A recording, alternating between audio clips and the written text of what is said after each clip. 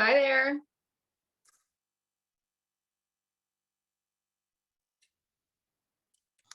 Hello, how are you, Ms. White?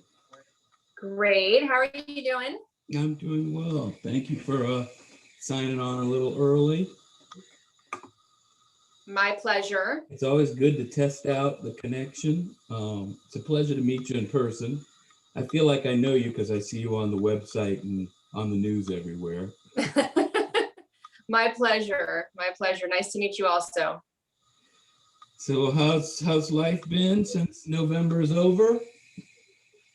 You know, we had a recount right after.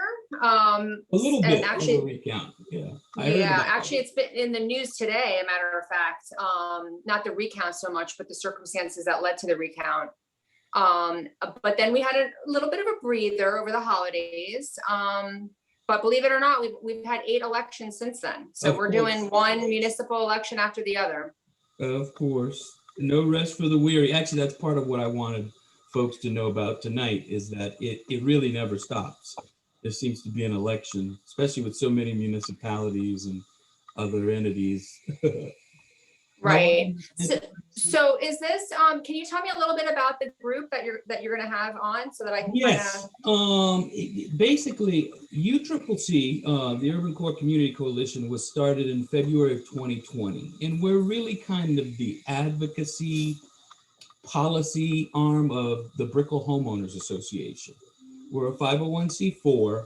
And really the whole purpose of our organization is to organize the urban core constituency, residents, stakeholders, businesses, and everyone to get together to say that, hey, this area it's a big economic part of our county and city and other municipalities' health, but yet it lacks the infrastructure to really make it home, that live, work, play, and learn promise that was made. And so it's really about getting together these coalitions to push all constituencies to get that infrastructure in place and really make it a truly, wonderful place to be in the urban core, so that you can really live, work, play, and learn, and not need to go to the suburbs to find those services. So is it fair? So then you all live in the city of Miami, or just part of an organization? Most that supports it. How are you, Commissioner? Hello, how are you? Nancy. Hi, Christina. Hi, Commissioner. I haven't seen you in a long time. I like that background. I'm trying to get there. Oh, well, I have stolen a lot of excellent backgrounds from other people. So this one is from Meg Daly. So Meg's got her background game going. She has a background game going. Yep. Yes. I need to work on that. As you can see. The best one. I'm hiding in my bedroom from my children. Exactly. The best ones are from the zoo. Yes. Yeah. Oh, yeah. Nice. Well, you want that one instead tonight? I like it. And the message it sends too. I like it. Exactly. We are talking about voting. Yeah. I have giraffes. Those also come from Maria Nardi. Well, as long as we're Zooming, we should try to not be miserable while doing it. No, I hear you. Right. Make the best of it. You don't get to change the background at the office, do you? No, you don't. You're stuck there. Here, this is my favorite underline. We're back to the underline. How are you, Miss Santorini? I am great. Hi, everyone. Good to see you all. Nice to meet you.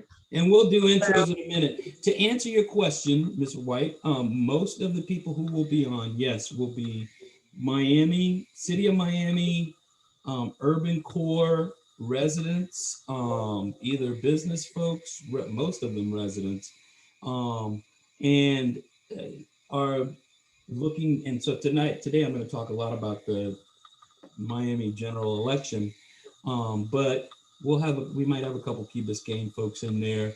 Our area stretches from about 25th all the way to Wynwood, and we're even talking to folks in Little Haiti these days. Everybody wants to get organized to get some work done. Got it. Thank you. Let me see. I'm gonna just wait a minute or two. We're about a minute out for Ernesto. I see we already have some folks in the audience. Oh, my friend Josh Young. I miss Josh. Yeah. Great guy. Hey, Josh. And Miss Santa Maria, thank you. Carla, do you mind if I call you that, Carla? Yeah, please call me Carla. That's fine. Okay. Thank you for being here, and especially bringing the perspective of the young vote, because we really want to work on getting more of our youth and young professionals voting and Yes. involved in the process. Yeah, happy to be here. There's Josh. I see him. It is a powerhouse group. He's right. He says, "What a powerhouse group." That's just how I roll, Josh. It's just how I roll. Let's give it one more minute and then we'll go ahead and get started, because I do have another event right after this that I have to get to. Oh, I was going to share. Hey, there's Ernesto. Hey, Ernesto.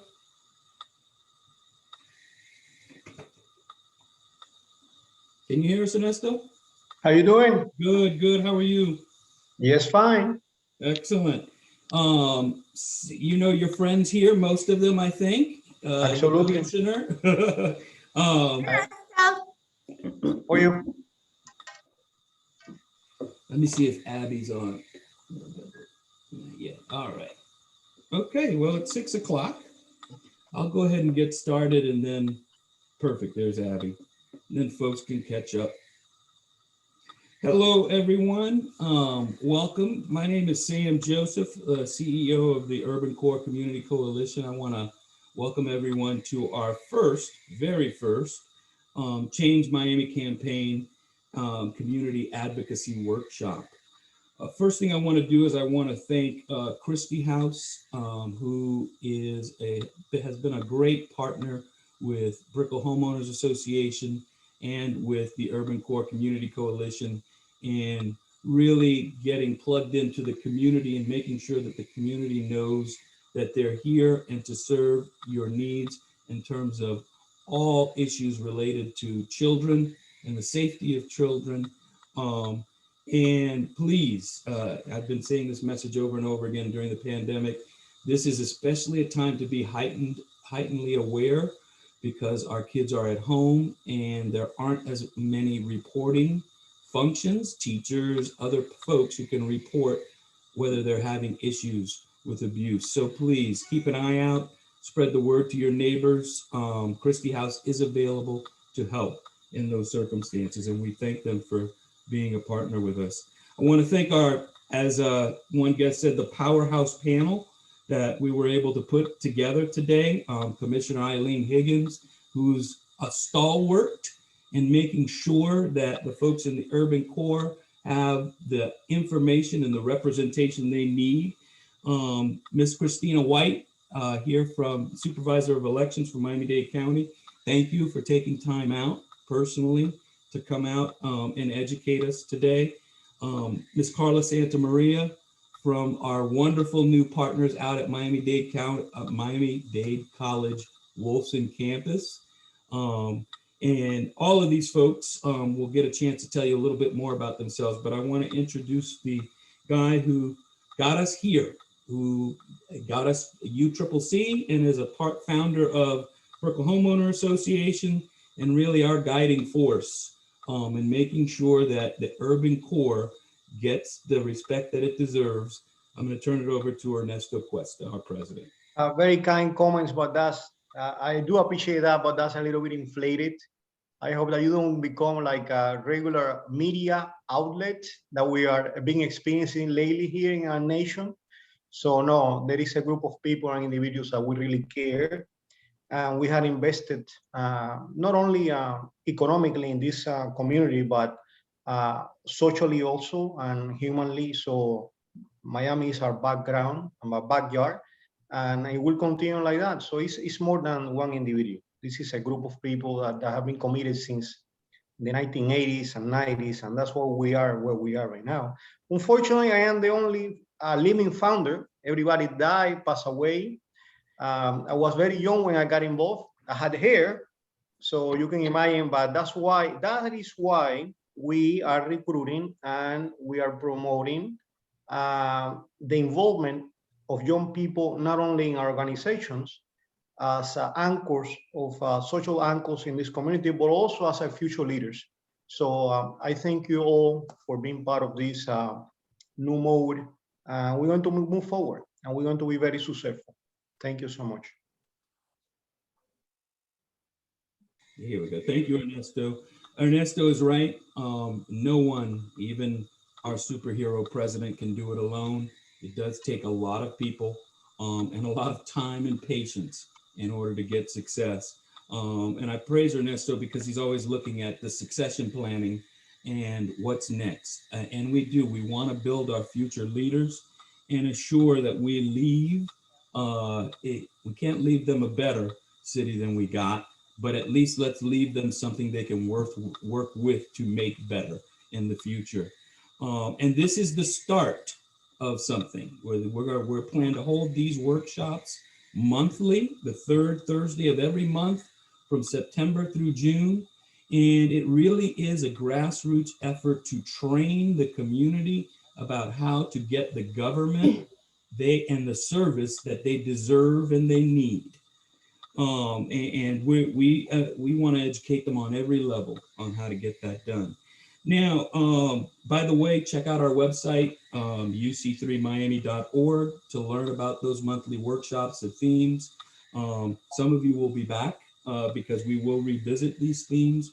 I'm a preacher's kid, and I know that repetition is the key if you want people to learn things. And so we'll repeat, but not too often. Before I let you go to your next section here, because one of the things we wanted to do is I wanted to talk about the history of these workshops, is I wanted you to hear from someone who I think exhibits the life cycle of a citizen that I think we all would like to achieve. Well, not all of us, maybe most of us. I know growing up, it was always for me, politics around the house was always around. And so I always thought it was normal that people paid attention to government and paid attention to who was taking care of them, but it's not for everyone. And it's a learned behavior. So when I got a chance to learn about Commissioner Higgins' background and the work that she's done, I was so impressed because she really has led the life that I think of as the model citizen in a democratic society. So I wanted her to tell you a little bit about her journey from being just like us, an average citizen who has problems and issues with things, transportation, you name it. And then one day, and she served around the world in different capacities, helping others build their citizenship, and then came back and decided, I want to serve. I want to make things right for my people. I wanted you to hear how you get to that process and how voting is critical in that process. So, Commissioner. Hi Sam. Hi, everybody. I won't take too long because we have the fabulous Christina White on with us, and she can talk a lot about how we make elections work and how you, through the neighborhood, can make sure that the folks that you represent are engaged in local elections. It's reasonably easy to get people engaged in the national stuff. So for those of you that don't know me very well, although I think I see a lot of friends here, I really got my start in at least local politics by being part of neighborhood associations, right? It's one of those things where you live in a neighborhood, you think, well, gosh, I wish this were fixed, or I wish that were fixed. And you call your elected official by yourself, and normally you just go on a list. But when you're part of a group, as the Brickell homeowners, the Biscayne Neighbors Alliance, Downtown Neighbors Alliance, and now your Urban Core Coalition, first of all, it gives more structure to the ask, and it also shows an elected official that this is not one person's, weird complaint. It's a structural question that an entire neighborhood or a group of neighbors has. And I learned a lot by being part of the neighborhood associations. And quite frankly, that is what led me to run for office. When there was an opening, I thought to myself, I think I might like to step up. And it doesn't mean you can just decide tomorrow to run for office. I was very thoughtful in what I did, and I essentially worked for 2 years on my personal network in the neighborhoods before I even decided to sign up. And for those of you that know the story, I made a spreadsheet. I'm pretty good at making spreadsheets. I'm an engineer. And I set out to meet 50 new people a week. And I pretty much did that for 2 years. And so when I put my name out, filled out my qualifying paper or my paperwork to run for office, people are like, who is she? Nobody knows who she is. And it ended up like the elite political class didn't know who I was, but a lot of potential voters did. So there are 2 things that have to come together if anyone does want to be elected. One is voters have to decide they're willing to vote for you. And you do have to raise some money so that your message can get out there. For example, the commission districts, there's about 215,000 human beings. Some of them are babies and some of them can't yet vote, but there's 215,000 more or less human beings in a district. And you really do have to be able to raise a little money to be able to send postcards and do some radio and let people know who you are and why you might be a good representative for them. And then you have to run for re-election. So you have to continue going back to the neighbors. So I encourage you to continue looking around for people that would be good for your districts. As you know, we have Commissioner Russell serving for several more years. So we're lucky to have him for several more years. But there will be someone new in the city of Miami that will be representing our neighborhoods, and the neighborhood associations really should be seeking those people now and getting them ready to represent them. And part of Brickell's actually represented, it's part of it's in District 3 as well, on the other side of our Metro Rail station that's behind me here. So you really do get to play in 2 City of Miami districts. And then, of course, from the county perspective, District 5, which is me, but also District 7. So it's interesting. You really can over time make sure that your voice is heard in 4 different ways. So I'll leave it at that. But one last thing I will tell you is, when you're new to running for office and you're scared that you'll fill the paperwork out wrong or you'll do something wrong, I can tell you that Miami-Dade County's Supervisor of Elections and everyone that works there helps you. Like if you screw it up, it's because you didn't ask for help. It's not because they won't help you. And you go in there thinking, I'm filing all this paperwork, and there's a human being sitting there, guides you through everything, checks your paperwork, makes sure it's perfect, so that you don't end up not being able to qualify because of something you didn't know as a first-time candidate. And I feel very proud that I'm part of a county that is recognized nationwide for running very fine elections. But they run fine elections for the voters, but they're also very helpful to first-time candidates because we have lots of little municipalities, and we have school board members, and we have community councils. And I think poor Christina deals with lots of first-time candidates, but does it very well. So that's it. Perfect. I'll turn it back to you guys. Thank you so much. Well, and I want to follow up on one thing that you said, Commissioner, because I think it's important. Because you said it was through your work with the community organizations, and particularly the neighborhood associations. And I know that you were and may still be a standing member of the Downtown Neighbors Alliance.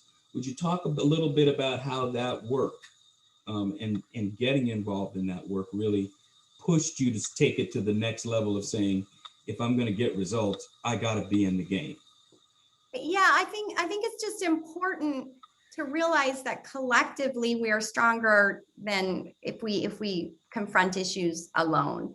And as you all know, particularly in the Central Business District, we face and continue to face many obstacles. Some of it continues to be homelessness, lack of green space, lack of trees. Sometimes traffic lights don't work, cars prioritized over pedestrians and cyclists. And a good way to really learn about these issues is by being part of a neighborhood association, because when you're new to joining that neighborhood association, there is someone like you or someone like Ernesto or in downtown Christina, who has been doing this for years before you, and they transfer that knowledge to you, and you really can learn these issues from all different angles, I think. And then you're not alone in trying to work on them or think of solutions to them. And then, by the way, when you run for office, you already have the neighbors' ideas with you, and you can start implementing them. Like Nancy and I, who's part of my team, the Downtown Bicycle Network, we're about to break ground on that. The fact that there was no place for people with dogs, it's a tricky thing to work under the Metro Mover, but that idea came from the neighbors to build a dog park, and we found the money for that, and they're in the middle of designing it.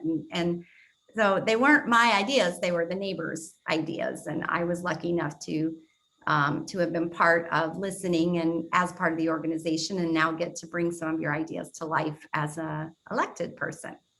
Excellent. Thank you so much. Look, you this is why I like to call on you guys, because you always tee me up in the right places.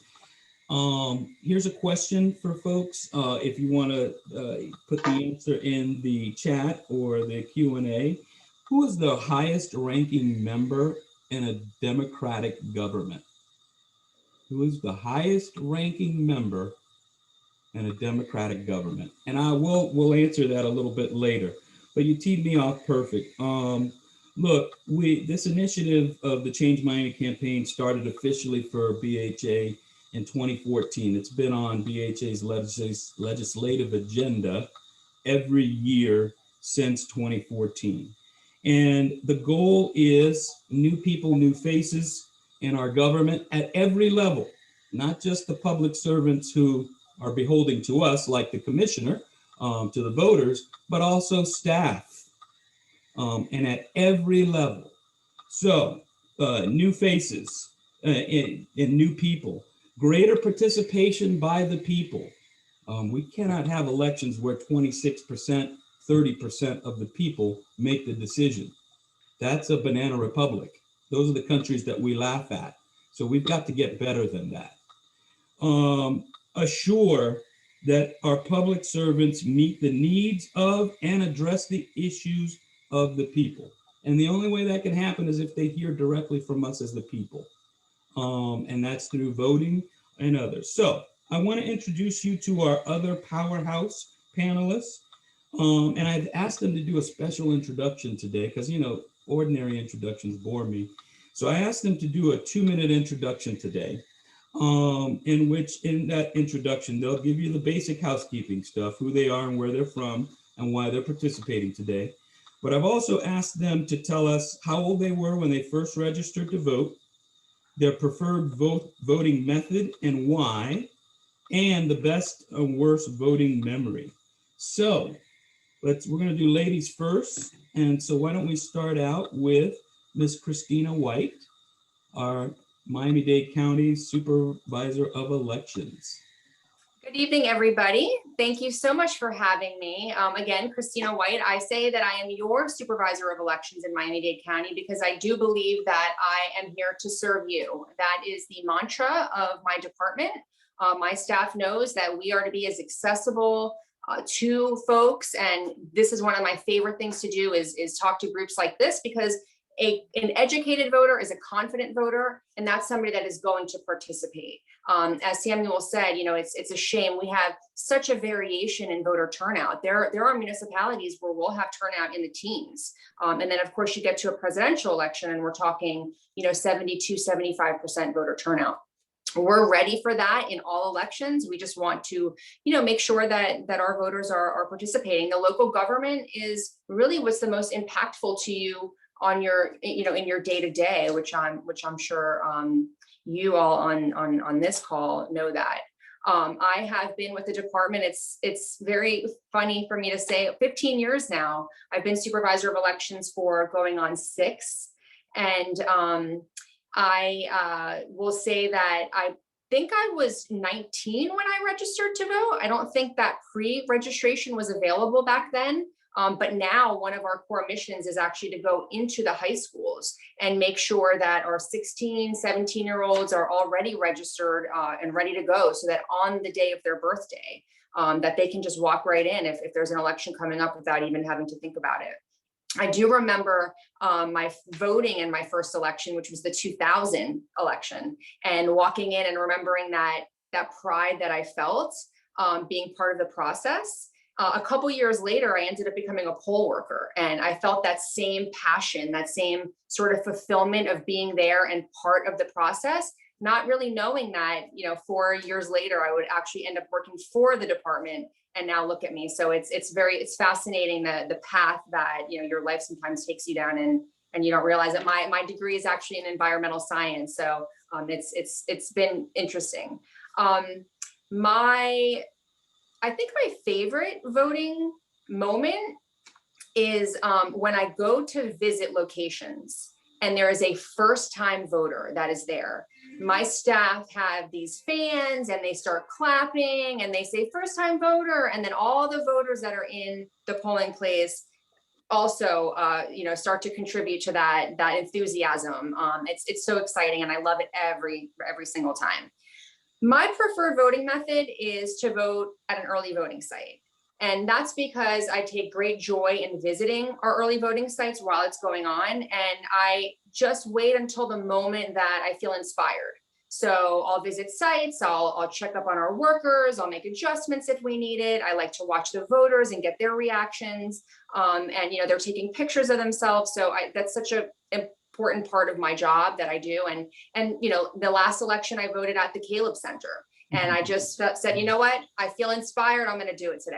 I love it. And it's been a few different early voting sites. So I think I've talked enough, but thank you so much again for having me. Nice to meet you. Let's go with Miss Carla Santamaria. Hi, good evening, everyone. What a great group, and I am so excited to be here. For those of you who may not know me, I'm the director of Wilson campus for the Institute for Civic Engagement and Democracy. So democracy is my jam. Getting people engaged, getting people to the polls, and helping them understand that that is not the end all and be all. Whether we are inclusive in terms of citizenships, so you can participate in democracy in so many other ways, even if you are not yet a U.S. citizen. And we also tell them, the polling booth is not the end; it's the beginning. It is the start of getting engaged. So actually, I only became registered to vote about 2 years ago. I am an immigrant, and so I got my U.S. citizenship February 2019, I want to say, and I was trying to wrap up grad school, and just somehow I didn't register to vote until I started my job at ISED. And we had a canvasser, and I was sharing with her, it's like, hey, I'm actually not registered to vote, and she registered me to vote and filled out the form. Took a picture with it. It was a really beautiful, exciting moment. It was like my first week on the job, and I thought, yeah, I'm in the right I'm in the right line of work. I'm getting so my job actually and voting has been intricately tied, because my first time voting was a year ago in the March 2020 primaries, and I voted early voting site on campus. We had early voting site at MDC. It was an initiative that our students pushed through actually a couple of years ago. So I was in the Kendall campus for an event, and I just went in really quick. I had my ID with me, and I just went in to vote, and the whole process took maybe 2 minutes or maybe slightly longer. And I couldn't believe that I had just voted for the very first time. And so that was a really beautiful moment for me. for my family, just thinking about, you know, what it means to be an immigrant and what it means to have become a US citizen and what it means to have participated in an election for the first time in 2020. So that was my first voting experience and also my best. I don't have a worst experience yet, and I hope I don't ever have a worst experience. Good. I do, yeah, I do think about the runoff election for a city commissioner in my city. And this was, so, you know, after the general election. And that's when I realized that there's no early voting sites in the city of North Miami Beach for runoff elections. And so that really opened up my eyes to micro barriers, you know, because thankfully my polling place is a 30-second walk from my front door, you know, and I was able to go on election day. But I think about how many other folks don't have that opportunity, you know, and I think about my entire city does not have an early voting site for runoff elections. So that's something that I think about. But yeah, those are it's a little bit of my background and my context with voting and being a new US citizen. Nice to meet you, Carla, and congratulations. Welcome to the team. Thank you. Last but not least, Mr. Ernesto Cuesta. Oh God. How I became engaged in American politics. It's a very interesting story. I used to come here in the States. I was born in Cuba. I left Cuba when I was 2 years old, and I was raised in Spain. But I used to come here and spend summers with my family and my grandmother. My grandmother was a visionary. Tell me a woman that is not a visionary. I mean, I grew up in a family with women that are very strong leaders. I still believe in at this point in time in my life that we find better leaders in females than in males. That's my personal opinion. So anyway, so I came here I used to come here every summer, but it was a very special summer that I came here in 1974 from Spain. And I have a lot of family in Atlanta, Georgia. So here we are, I met this very interesting human being, which I still have a good relationship with him. And he was a governor of the state of Georgia, and he was running for president. So I met him at Ebenezer Church, where Martin Luther King used to preach. And it was James Carter, Jimmy Carter. So that's how I became involved at the age of 14. You know by now which is my party affiliation, even though I disagree at times with my party. So that's how I got engaged. And then in 1976, I moved into Miami, finally, physically. And then I met another extraordinary man, Alfredo Duran, the first Cuban American chairman of the Democratic Party here in Dade County. And from there on, Dante Facel, Maurice Ferrer, and my adopted grandfather, Cloud Pepper. So that's the story. You can't get better history than that. That is Miami history in terms of politics. And right on time. You know, I love our president, I tell you. Look, this gives you an idea of why these folks are a powerhouse, and this panel is a powerhouse. Combined, they have more voting experience and knowledge than probably all of us that are on the call. So I look forward to learning from you all. I want to get started with obviously the bare bones of how do you become a voter? What do you physically have to do to become part of that team to get your card? So I'm going to turn the floor over to Ms. White and have her just give us the basics of how we get involved in campaigns, whether it be in our municipalities or Dade County. Okay, so, you know, there's so much to cover when it comes to elections. I can talk about this probably for hours. So to condense it down to just 5 minutes or so, I'm going to really do my best. But I know that we're going to have a Q&A at the end of it. And so at that point, I think, you know, if I don't address it, we can certainly take it up at that time. In my opinion, voting in the state of Florida has never been easier. We are one of the most accessible voting states, right? It is super easy. All you have to do is register to vote. There is some talk about automatic registration, but we're not quite there yet. So you do have to take the action of registering to vote. It has gotten easier in the sense that anytime you go to the Department of Motor Vehicle, although I know that hasn't been happening recently because they've been closed, that when you're there to get your driver's license, they ask you, do you want to register to vote? Do you want to change your party affiliation? So they're engaging you there, as well as, like I said, us going into the schools to get our younger students. But one of the great things that has happened as of 2020 is that the state of Florida entered into a consortium, and it's called, the acronym is ERIC.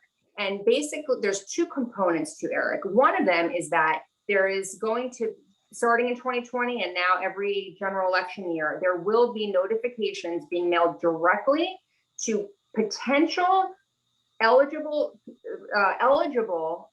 residents that live throughout the state of Florida that are not yet registered, right? And so not only are all these third-party voter registration organizations out there, the candidates and campaigns out there, we're out there, but also now there's going to be a direct mail piece to these people saying, we believe that you're eligible, you're not registered to vote, and if you want to do so, this is how you do it. And that we did see a great return from that, especially during COVID when we weren't really able to go out to a lot of events, and the third party groups had some trouble too. And so, it's easy to register. You can even do it online now. That was something that has happened as of a few years ago. There is one catch with it. Well, first of all, there's a deadline associated with it. So you have to register within 29 days, no later than 29 days prior to the election. And that's for every single election, right? So with the city of Miami election coming up, if you're somebody who's thinking about registering, but you haven't yet, you have until the 29th day prior to the election. But there's two ways to do it. You can either do it by form where you fill it out, old school, where you sign your signature and you submit it to our department, or like I said, you can do it online. But the catch that people need to know about is that the online version of it is actually tied to, again, the DMV. So the only way that is going to be a successful way for you to register is if you already have a driver's license or if you have a Florida ID. And so what they're doing is data matching it and then automatically registering you. If you don't, it's not a problem. You can still start the process online, but then it's going to prompt you to print it out, sign it, like I said, and mail it to us. So that is how you're going to register to vote. We have by law 2 weeks to put you into the system. And then, another week or two at the most is when we'll be sending you your voter information card. It's very, very important that you fill out every single component of the voter registration application. You can't skip anything. If you do, then it could put you into an incomplete status. And then we'll have to notify you that it's incomplete, and then you have to correct it. And so it really causes some delays. So, if you are a third-party voter registration organization or, for yourself or friend and family, just make sure that you're really filling out everything in its entirety and that you get it to us, within 29 days prior to the election. And the voter information card is actually not required to vote. That is just for your informational purposes. So you know where your polling place is, to verify your party, your address, and all that type of stuff. It's actually not required for you to bring it with you to vote. Excellent. So I hope I answered that question. No, excellent. Real quick, and this is just a question that I had because we've been seeing in the news a lot, the news of election changes around the country in the states and tightening up of election laws. Do you have any sense of where we will be in Florida and what effect it might have on November elections? Yeah, so there are always election bills that are filed in the state legislature after big elections, right? There's always tweaks that are made. Election laws are always changing. But after the year that the state of Florida had, the successful elections that we have had as administrators, and hearing from our voters how well things went, we really weren't expecting a lot of changes. There is one particular bill that we're following very closely. It's called Senate Bill 90. It does not yet have a House companion, but we do expect that to happen. And the reason why we're watching that so closely is because it does a couple of things that are not really something that I'm in favor of. I've actually come out publicly in opposition of it. It would do a variety of things, but two things really.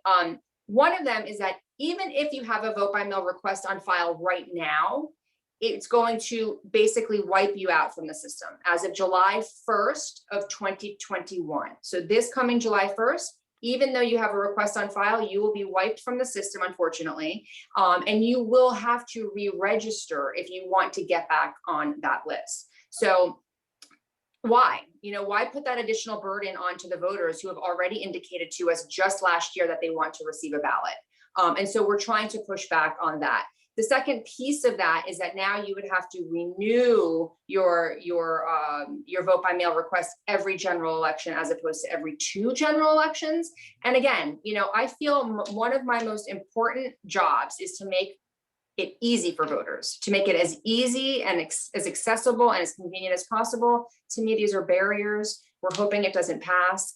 And then the last thing is that I don't know if any voters on the call here took advantage of one of our secure ballot boxes that we had at our early voting locations during the 2020 election cycle.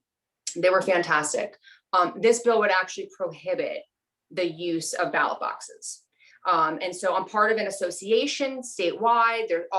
Every county has a supervisor of elections. So we've banded together in opposition. So we're really just watching that to see what's going to happen with that.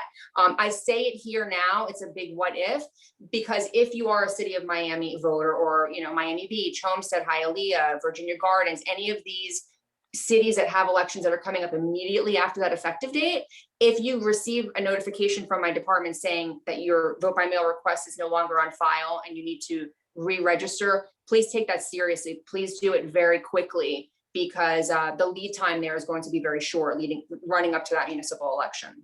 It makes sense.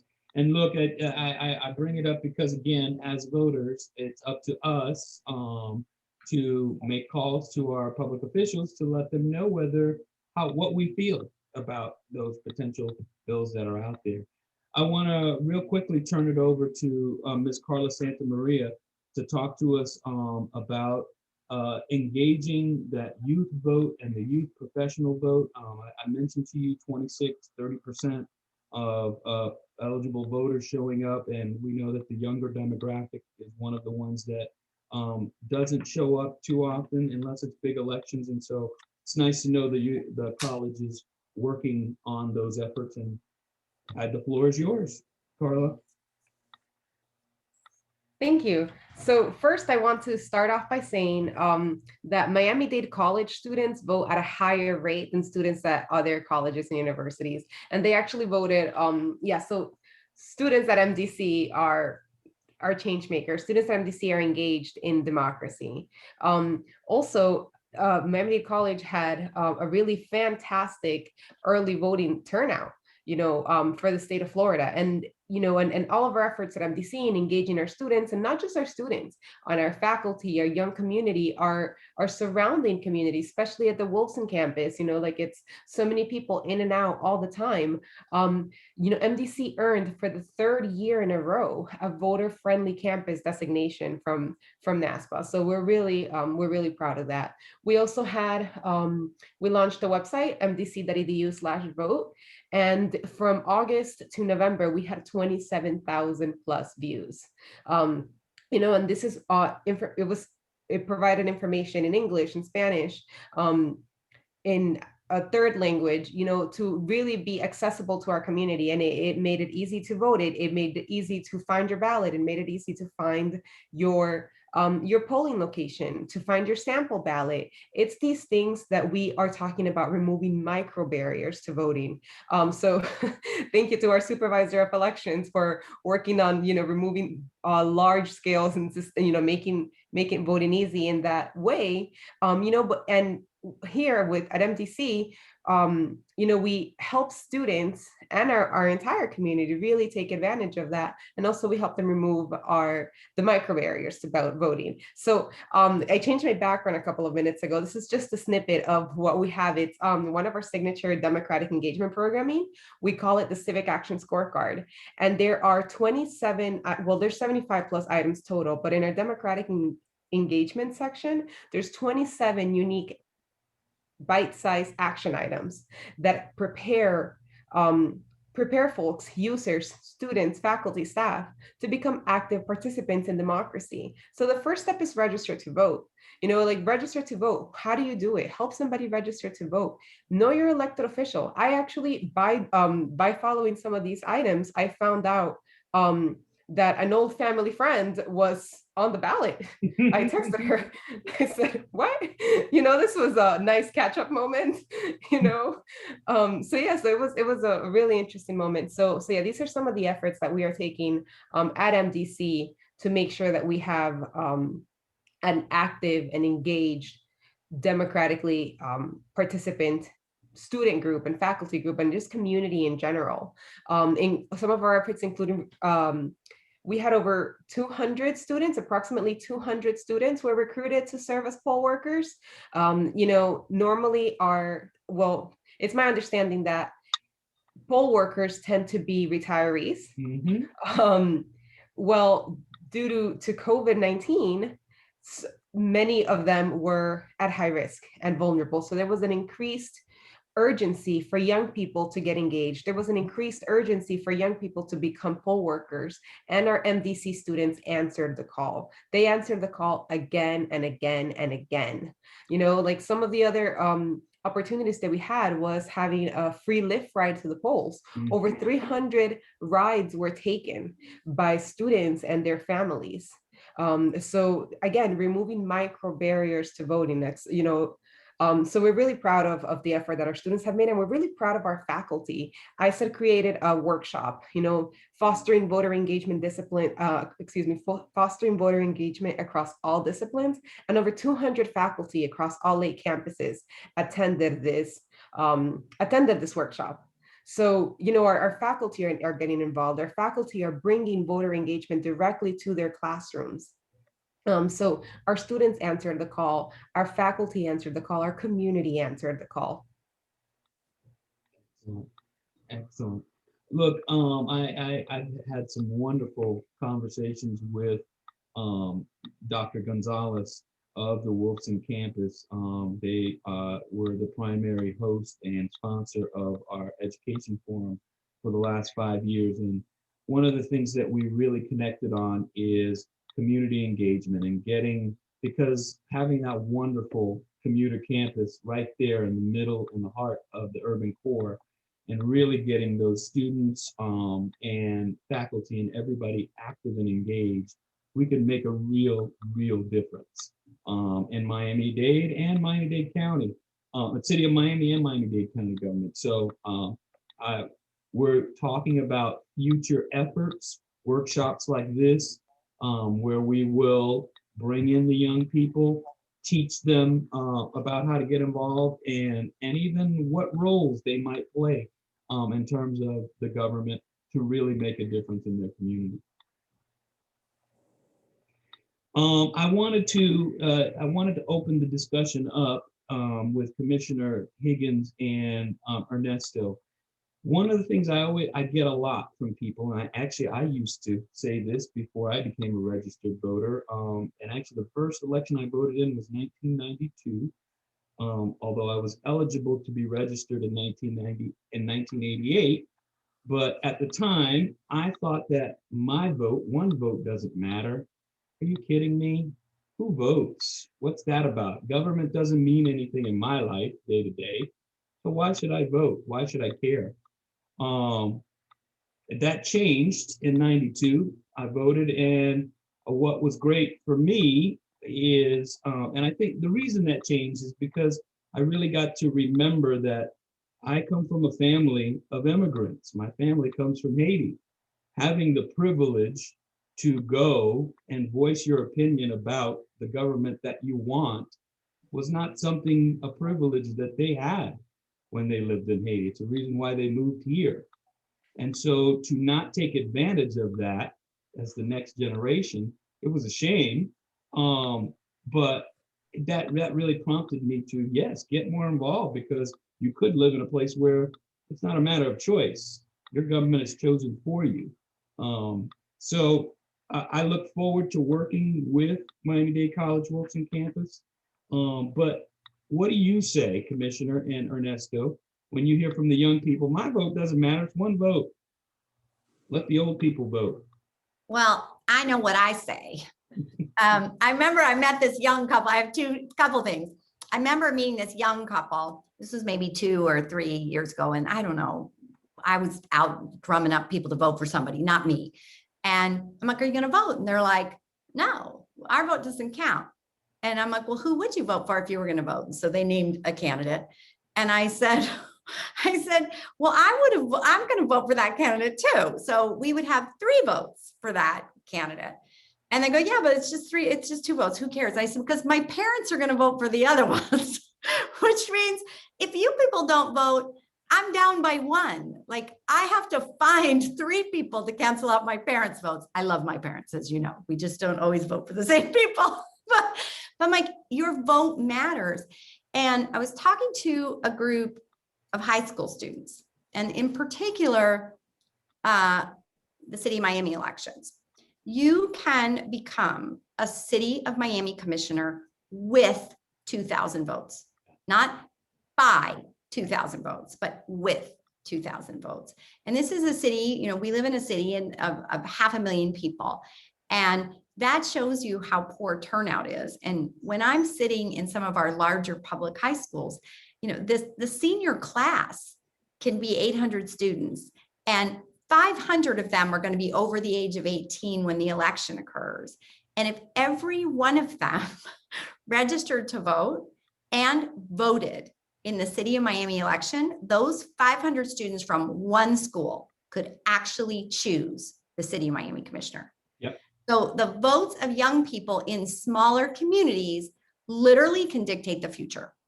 And so every vote matters. And we have seen several very close elections. As you all know, we lost our senator by 37 votes. 37. And so every vote really does count.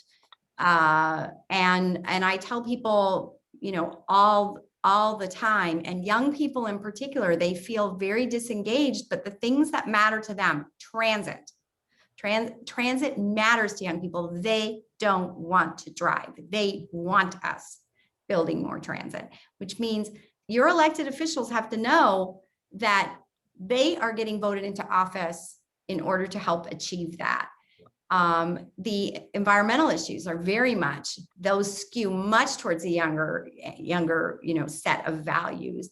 And if you're not electing people and they know that your voters, they expect you to perform on these issues, it's a must have, not a nice to have. And if you don't perform on those issues that matter to them, it's a democracy, right? Yes. They will find someone else the next go around to represent them. So every vote really does matter. And we in our local elections are living proof that it does. Very much. Ernesto, you like me? Well, from an end, I will say that democracy starts with education.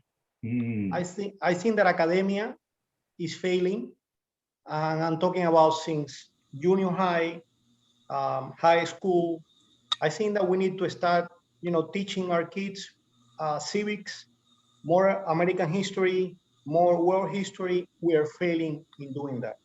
I'm glad that the Institute for Engagement and Democracy from Miami-Dade County and Miami-Dade Public College is getting engaged in these parameters, but we need to start at a younger age, because the lack of education and apathy is killing us. Yes. Okay, Yes. it's killing us. The other thing is that we need to be careful with the media outlets lately. I think that journalism, I would say, has lost objectivity. And as a matter of fact, we as an organization, we had an encounter with a newspaper this week, if you recall, Sam, because they don't write they wrote a story about, you know, an issue that we were supporting, and they told us in black and white that we were not. Right. So engagement, that's another thing. We need to get engaged. And lastly, and that's why we formed this organization, we are not party lines. We're not party lines. We, the same way that we support Democrats, we support Republicans, or whoever you are representing, because we care about who is the best candidate to represent our community. And that's what it's all about. And experiences about lacking, I'm going to mention three, the commissioner mentioned one lately. I'm going to mention three occasions that I felt that going to the polls was very important. The first one that comes to my mind, 1981. I remember Maurice Ferre had to go into a second runoff, and we were running that election against Manolo Rebozo. And we had to go to that runoff, because 281 votes. And I remember that we needed to bring Andrew Young from Atlanta to campaign for Maurice. So for 1981.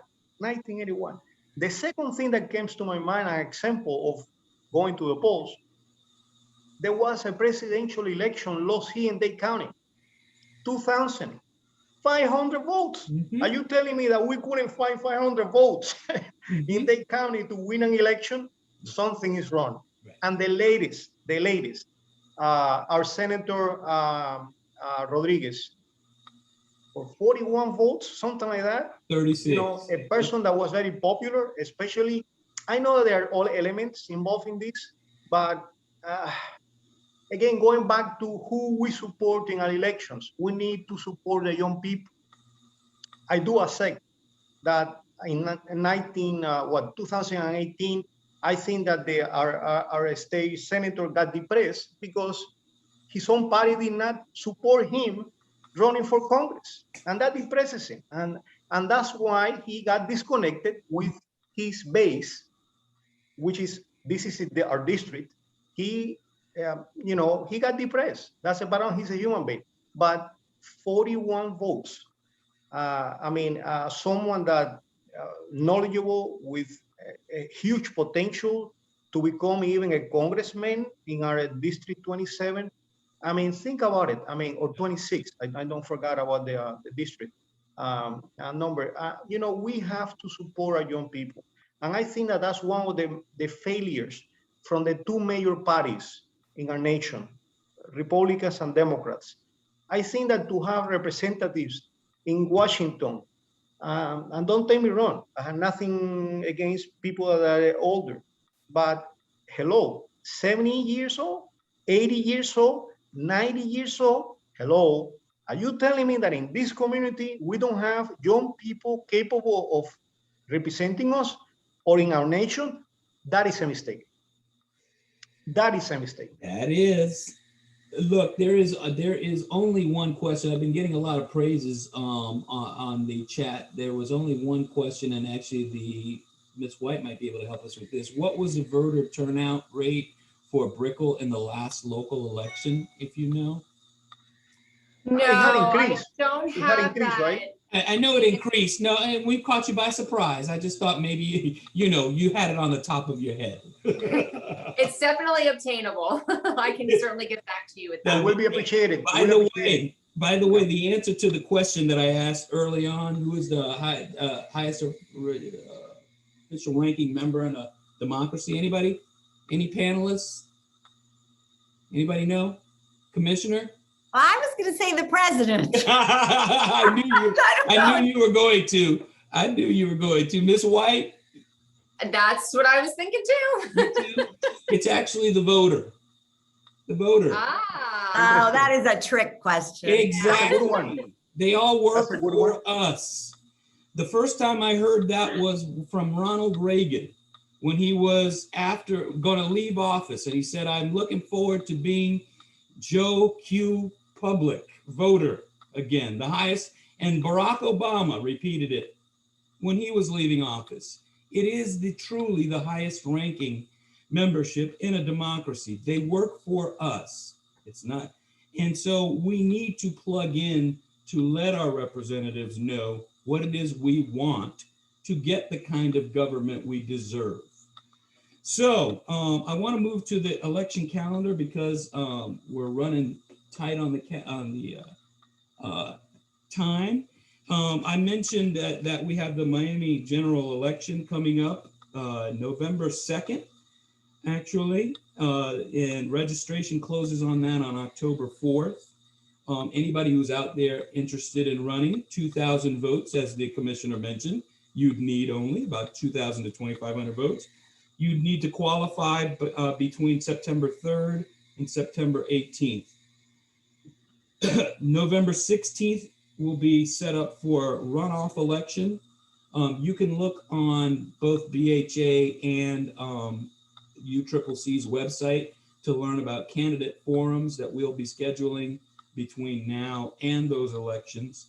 But the elections that'll be coming up are qualifying for mayor, Commission District 3, and Commission District 5. Commission District 3, I believe, is Commissioner Carollo. That's Carollo. Carollo, and Commission District 5 is Commissioner Watson. And obviously our mayor is running for re-election. I wanted to share my screen with you because I wanted to show you where you can find information on all of these elections. Give me a minute. I'm doing the thing I always swore I'd never do. And by the way, Commissioner Higgins mentioned that it's true. Our district is dividing into two districts in City Commission, District 2 and District 3. So we will be watching very closely that election on District 3. That's very important to us. Very much so. This is the list of the candidates. Can you guys see that? Yeah. And Yes. all of this information is available on the elections website for the state, for your municipality, for your county. And it gives You don't have the one. You don't have the one yet for District 3. No, not yet. They don't. I don't. They haven't shown any candidates running against them yet in District 3. Well, I do understand that Mr. Bruno Barreiro will be a candidate for District 3. Excellent. We like competitive races. And just to clarify, just to jump in for 1 second there, because this is a municipal office, if you're interested as a candidate, you will be qualifying with the city clerk of the city of Miami. Right. Doing all of your all of your qualification paperwork, your campaign finance. This website that Sam is sharing with us now is also on the city of Miami's website. Correct. You would qualify and do all that with my office if you were running for a county seat. Mm-hmm. And let's show your offices. This is a wonderful page. Can you guys see this is the county page and upcoming elections in the county. So, and then why did I have, okay. Qualifying offices, yes, September 3rd. Thank you for that clarification, Ms. White. So thank you. I want to thank our panelists. What a great hour we've spent here. It really flew by. Great information, and really you gave us the spirit of what this meeting is about. It's really a community conversation, getting together and learning from one another, and then using that information to do better and get better. So I want to thank everybody for coming out. Thank you to the panelists, Ms. White, Commissioner Higgins, Ms. Santa Maria, Miami-Dade College, Wilson Campus, Miami-Dade County, Nancy Jackson, who is a rock star because she made all of this happen. She got Thank me you, Nancy. White, Thank you. and she got me the commissioner. Please. Oh, Abby, thank you also. Thank you, Abby. From BHA. And of course, our president, the man, the legend. Check out our website, uc3miami.org. Again, these are monthly. The next one is April 15th. It's going to be a Citizen Advocacy Academy. We've got a couple, I've got a couple of staffers, one staffer for a current state legislator and a former staffer for a mayor coming in, and they're going to talk to us about how do you get things done from your public servants. And most of it is knowing their staff, because their staff is who points them in the right direction to doing the work. And so they're going to teach you the secrets to getting action on your work. I see that the Civic Action Scoreboard information you put up, Ms. Santa Maria, thank you very much. There will be a recording of this meeting that will be available next week on the UCCC website and also our YouTube channel. Without further ado, please get out and vote. Take 10 friends with you, because remember, that's how we cancel out, right, Commissioner? 10 friends. I just need 2 people to vote with me to cancel out my parents. Who I love. Motivate young people to run for office. We need young people to run for office, and we have them here in their in this community. We need to motivate them. We have the potential. We have people skillful, ready, educated, and they're leaving our town. We have to give them the chance to run for office. We're going to do. I'm sick and tired. We're sick and tired of recycle faces. We are sick and tired of that. Sam, can you indulge me for one second? I have one more thing I'd love to say, if you would allow me to. Go Very, right ahead. very quickly, just because this is so important to me. Voting by mail is the fastest growing voting method, especially now because of COVID, right? People just were more comfortable voting from home. But there's a lot of questions, right? People are worried. Did you get my ballot? Did you not get my ballot? Did my signature match? Did it not? There is sometimes uncertainty with that voting method that I want to sort of demystify very, very quickly. Voting by mail is very, very easy and it's very secure, but you do have to get a couple things right. And I have a little show and tell that I bring around with me everywhere. This is the envelope, the vote by mail envelope. So if you are a vote by mail voter, it's very, very, very important. You have to sign inside this box right here, okay? Do that, don't forget, because we cannot accept the ballot if you do not sign in there. And then secondly, please give me your contact information. If you give me your cell phone number and your email address on here, if there's any issues, if you forgot to sign or if your signature doesn't match, which by the way, doesn't happen all that often, it's not like it's these mass rejections in any way, shape or form, then we can contact you and give you an opportunity to correct it. And everything is trackable on our website. You can see when we mailed it to you, when we received it, whether we accepted it or not, and whether or not there is a deficiency that you need to correct with the instructions on how to correct them. So there should be no question marks with this voting method. So I just wanted everybody to know that in closing. Thank you.